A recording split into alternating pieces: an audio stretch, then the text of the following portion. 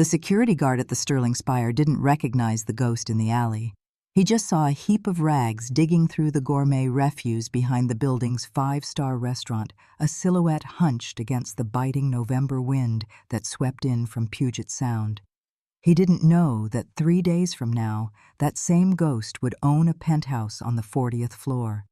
He certainly couldn't have guessed that the hand pulling a moldy piece of artisanal bread from a trash bag was about to sign a check for $9 million. But my sister knew. That's why the obsidian black car pulled up, silent as a predator, its headlights cutting through the pre-dawn gloom of Port Meridian. She didn't speak. She just opened the door. The blast of warm air smelled of leather and jasmine, a scent from a life I no longer remembered. That night, I slept wrapped in Egyptian cotton sheets that felt like spun air, yet I could still smell the stench of garbage clinging to my soul. The next morning, Beatrice handed me an envelope. Inside was a letter, a bank transfer, and a deed, $9 million and a glass fortress in the sky, all in my name. But peace is a fragile currency. My children, the very ones who had methodically drained my life savings before changing the locks on my front door, came crawling back. They said they missed me. They swore they wanted to help. But this time, I wasn't their mother. I was a storm gathering strength on a quiet horizon, and they had absolutely no idea what was coming for them. The bread hadn't even registered as food. It was stale, cold, and crusted with something unidentifiable. But my hands moved with a will of their own, tearing at it, stuffing small, gritty pieces into my mouth while I crouched low. I wasn't hiding, not really, but I was not ready to be seen, not like that. My back was a latticework of pain, my knees burned with the damp chill of the concrete. Then I heard the tires. Slow, expensive, whispering tires. Her door didn't slam. Her heels didn't click on the pavement. Beatrice just stood there, quiet and still, a column of expensive wool against the city's gray canvas. I couldn't lift my head, not until I saw the polished leather toe of her shoe near my worn-out sneaker. Only then did the car door open. No words, just the shimmering heat from the car's interior and the profound, echoing silence between two sisters who had not spoken in 5 years. That first night in the penthouse was a blur of sensations. The water from the shower was so hot it felt like it was peeling away layers of my skin, yet the filth felt deeper, etched into my very memory. The next morning, Beatrice gave me the envelope. But this is not a story about rescue. It's about what happened after. It's about the vipers that slithered back into the garden after I mistakenly thought I was safe. It started 3 days later. I had just managed to decipher the complex hieroglyphics of the espresso machine Beatrice had installed. I was sipping something called a double ristretto, its bitter shock a welcome jolt to my senses, when the concierge buzzed. They were downstairs. Julian and Charlotte. I don't remember walking to the massive gilt-framed mirror in the foyer, but I remember staring at my own face. I looked soft, pliable, the kind of woman who was easy to manage, to dismiss. But the woman in the reflection was a stranger, and the softness was a lie. I buzzed them up. They arrived bearing a bouquet of white lilies, a flower whose funereal elegance was so perfectly Charlotte. Julian wouldn't know a lily from a lampshade. Their smiles were tight, meticulously practiced works of art. Julian opened his arms for an embrace. I didn't move an inch, so he let them drop awkwardly to his sides and commented on how amazing I looked. He said the place was beautiful. He said he missed me. I let them in, not because I believed a single syllable, but because I needed to witness just how far they would go. Charlotte perched on the edge of the cream-colored sofa as if afraid to leave an impression. Julian, however, prowled through the penthouse like he was inspecting a property he already owned. They swam in the shallow waters of small talk, asking how I was adjusting, if I was eating properly, if Beatrice was around, where this sudden windfall had materialized from. I let most of their questions hang in the air, unanswered. Eventually, Julian leaned forward, planting his elbows on his knees, adopting the same posture he used when he was about to deliver a particularly sincere-sounding lie. He began a meandering monologue about family, about regrettable mistakes, about the sacred nature of second chances. He reached for my hand. I let him take it. Its warmth felt reptilian. He said he was sorry, that what happened that night, the night they'd put my belongings in trash bags on the curb, was entirely out of character. They were both stressed, he explained. Charlotte's mother had been ill. I'd simply caught them on a bad day. I slowly, deliberately pulled my hand back. That's when Charlotte spoke, her voice a soft, melodic poison. She was always the sharp one. She claimed they wanted to reconnect, that they had spent nights talking, that they missed having me in their home, that they were ready to help, to take care of me. That phrase again, take care of me. It was the same thing she had murmured just before informing me the locks had been changed. The same thing she'd whispered when I was feverish with pneumonia and asked her to pick up my prescriptions, only to be told we should probably let nature take its course. She offered to make tea. Julian nodded enthusiastically, a puppet on her string. He said they were turning over a new leaf. I asked them if they were thirsty. They both said yes, their eyes gleaming. So I made them wait. I stood in the gleaming, silent kitchen and poured 2 glasses of water with excruciating slowness. I let them sit with their manufactured kindness, let it curdle in the opulent silence, let them get comfortable in their own deceit. When I returned, I set the glasses down and said nothing. Julian asked if I wanted to come stay with them for a weekend, just to talk things through properly. I smiled, a genuine, cold smile that reached my eyes. It seemed to frighten them more than if I had screamed. The next morning, a handwritten note was slipped under my door. Julian's familiar, arrogant script. It said he had a friend, a financial planner, who could offer some advice, just in case I ever felt overwhelmed by my new responsibilities. I should never feel alone, he wrote. 2 days after that, they brought homemade oatmeal raisin cookies and a thick folder labeled Family Legacy Preparedness Packet. Inside were neatly tabbed sections: power of attorney templates, healthcare directives, banking access authorizations. They called it proactive care. I called it bait. And just like that, the hunt began again. But here's the thing they didn't know. They didn't know I was recording every single word. From the first moment they'd stepped out of the elevator, a small, voice-activated recorder tucked beneath the console table in the hallway had been silently capturing their lies. Every visit, every saccharine word, every document they placed on my counter, it was all being preserved. Because this time, I wasn't just a mother. I was a witness. I had learned a brutal lesson in the cold alleys of this city. Forgiveness without accountability is just permission to be wounded again. So I waited. And if you've ever waited for a predator to reveal itself, you'll understand the quality of stillness I'm talking about. The kind where your bones hum with memory, where your silence is a weapon more potent than their shouting, where the storm is not in the sky, but coiled tightly in your chest. They thought I was back where I belonged, a soft old woman dazzled by fortune. They had no idea they were trying to swindle a ghost. They had already buried the woman they betrayed. And what was left had teeth. I knew they wouldn't wait long.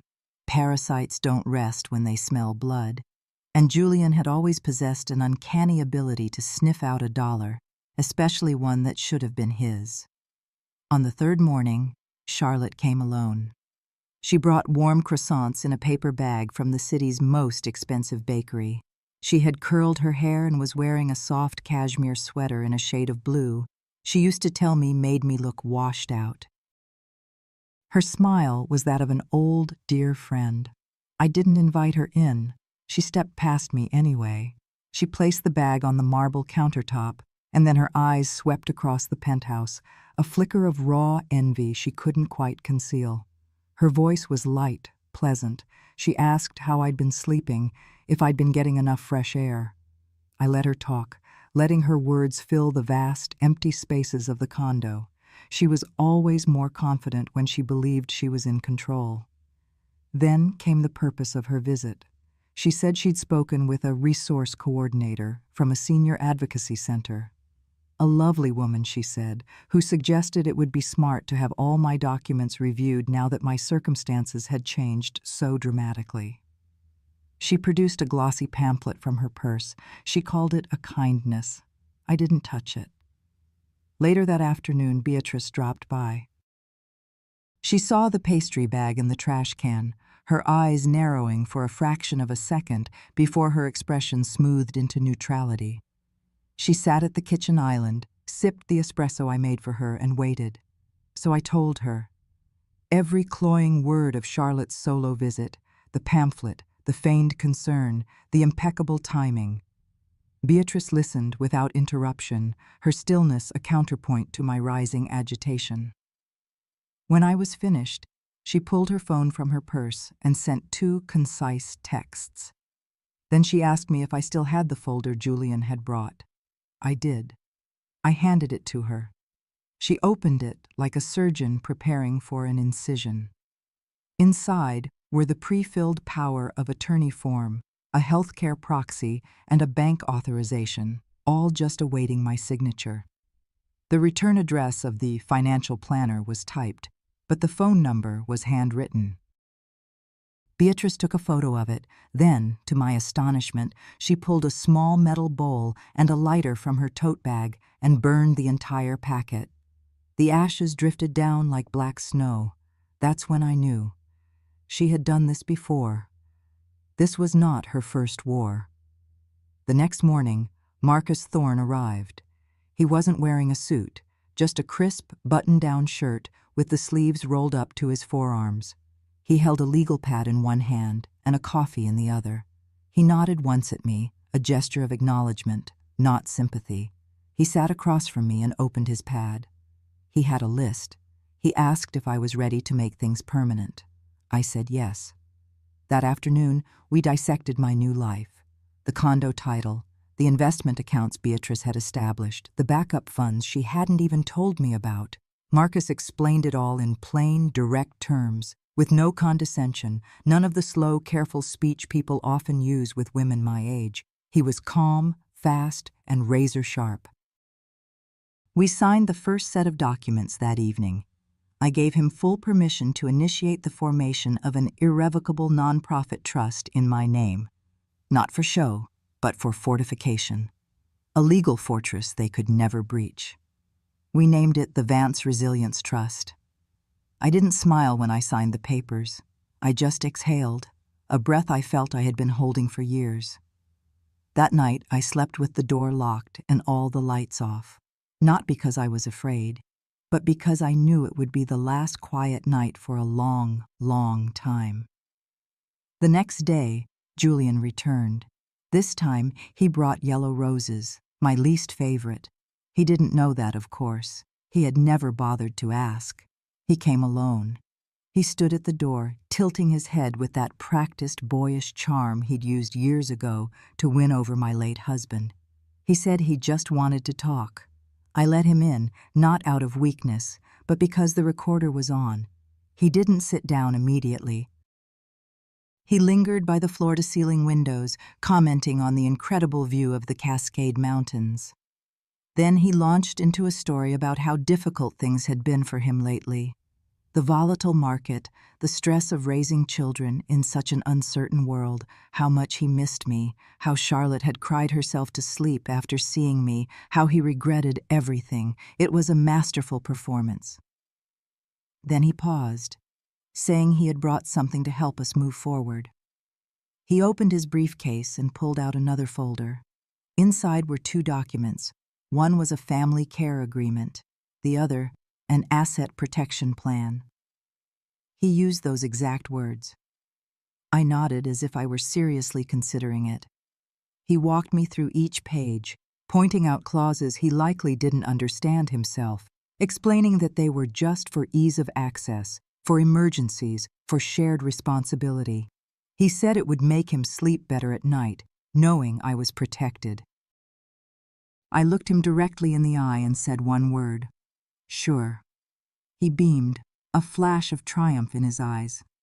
He thought he had won. The next morning, Marcus filed the foundation paperwork.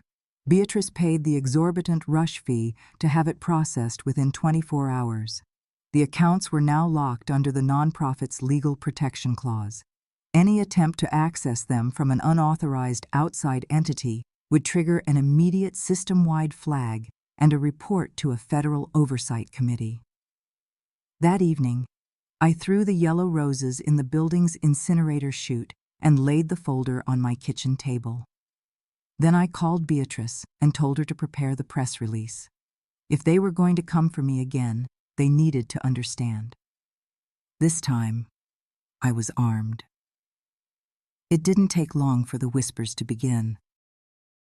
Port Meridian wasn't a small town, but in the circles of old money and new tech, the right rumor could still echo like a canyon, and Beatrice knew how to plant the kind of whispers that grew roots overnight.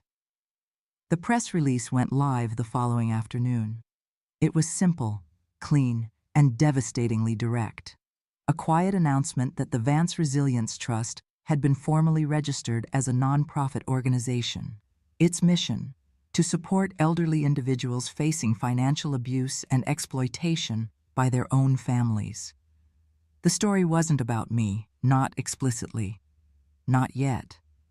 But the first shot had been fired. The real storm broke that evening during a community reception Beatrice hosted in the Spire's grand event space. It wasn't meant to be extravagant, just drinks, appetizers, and a few polite introductions, a soft way to welcome me into the building's ecosystem. She invited neighbors, the building manager, even Officer Daniels, who patrolled the complex. And of course, she invited Julian and Charlotte. That was her idea. Mine was something far more direct. I arrived at 6 o'clock sharp, wearing a dark navy blouse and a pair of simple pearl earrings, the last gift my husband gave me. I wanted something that grounded me, something that reminded me of who I was before I had allowed myself to be diminished. People were mingling, soft jazz floating from hidden speakers. The panoramic windows glowed with the sunset, the city lights beginning to sparkle like fallen stars. Beatrice moved through the room like a conductor, guiding conversations, setting the tempo. She never hovered near me, but I could feel her presence, an anchor in the shifting social currents. Always aware, always watching. Julian and Charlotte walked in 20 minutes later. They looked polished and confident, their smiles just a little too bright. Charlotte wore a cream-colored dress. Julian wore a blazer I didn't recognize. They greeted people with an easy familiarity, as if they belonged there. They moved toward me slowly, deliberately, like actors awaiting their cue. When they reached me, Julian began with a compliment, saying I looked strong, that he was proud of me. Charlotte reached for my hand, her touch cool and dry. I didn't stop her. She cooed about the beauty of the condo, asked if I liked the view, and said it felt like a second chance for all of us. I nodded once, then stepped aside. That was Marcus's cue. He was already there, dressed like one of the guests, holding a glass of white wine and wearing a neutral expression. He moved in seamlessly, greeting Julian like an old acquaintance, then asked if they could sit for a moment to go over something brief. Julian hesitated, a flicker of confusion crossing his face. I remained silent. Charlotte, ever the polite one, nodded graciously. They followed Marcus to a secluded seating area by the windows. From the far end of the room, Beatrice gave me a slight, almost imperceptible nod. I walked over to the small podium near the buffet table and cleared my throat. The room quieted. I didn't speak loudly. I didn't need to. I thanked everyone for coming, for welcoming me so warmly. I said the past few months had been difficult, that life transitions were rarely smooth, and that sometimes when families broke, the pieces didn't always fit back together the same way. And then I turned to face Julian and Charlotte. I said their names out loud.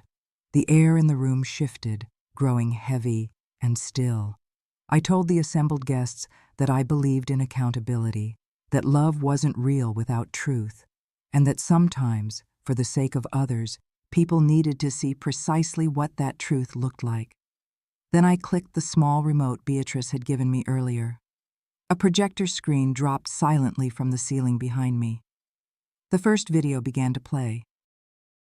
It showed Julian sitting at my kitchen table, sliding a folder across the marble surface. His voice, calm and rehearsed, filled the silent room, outlining how helpful it would be for him to have access to my accounts in case of emergencies. The footage was crystal clear, the audio sharper than I had expected. Next came the clip of Charlotte's visit, her soft voice describing a senior care coordinator and offering advice on how I could slowly shift my decision-making to people who had more capacity. And then a third clip, this one from the concierge's security camera. It showed Julian telling the desk clerk that I was struggling a bit, that I might need someone to check in if I missed a wellness call, planting the seed of my incompetence. That one cut the deepest. When the final clip ended, the room was utterly silent. I let the silence hang for a full breath. Then I spoke again. "This isn't revenge," I said, my voice steady. "It is protection. I have spent a lifetime swallowing disrespect in the name of keeping the peace. But this isn't just about me. It's about every woman in this room who has ever been called difficult for speaking up. Every mother who has been treated like property. Every widow who was suddenly left out of the decisions once her husband was gone." Julian shot to his feet, his face a mask of disbelief and rage. His voice cracked as he tried to speak. Marcus raised a hand gently, a silent command to stop. Charlotte's face was frozen, a porcelain doll that had just been shattered. Beatrice took a single step forward, not to threaten, just to anchor the space. Marcus turned to the crowd and announced that all evidence presented was verified, time-stamped, and part of a formal legal record. He stated that the Vance Resilience Trust had been secured against any manipulation, familial or otherwise, and that any fraudulent attempt to access its funds would be treated as a federal offense. Julian said one word. It wasn't sorry. It was my name, Eleonora. A plea, as if I could somehow undo what he had set in motion. I looked him directly in the eye, held his gaze for a long moment, and then I turned my back on him. People didn't cheer, they didn't clap. They just stood there, stunned, absorbing it, letting my story fill the empty corners of their own memories. The rest of the evening was a blur. Julian and Charlotte vanished within minutes, disappearing into the elevator without a word, as if physical distance could erase the stain of their exposure. I stayed until the lights dimmed, until Officer Daniels came by and said it was a powerful thing I had done, until Beatrice touched my arm and said softly that it was time to go home. That night, I sat in the vast living room alone. No wine, no music, just the soft hum of the city and the faint sound of a ferry horn from the bay. I didn't feel triumphant, not yet. But for the first time in a very long time, I didn't feel erased either, and that, for now, was more than enough.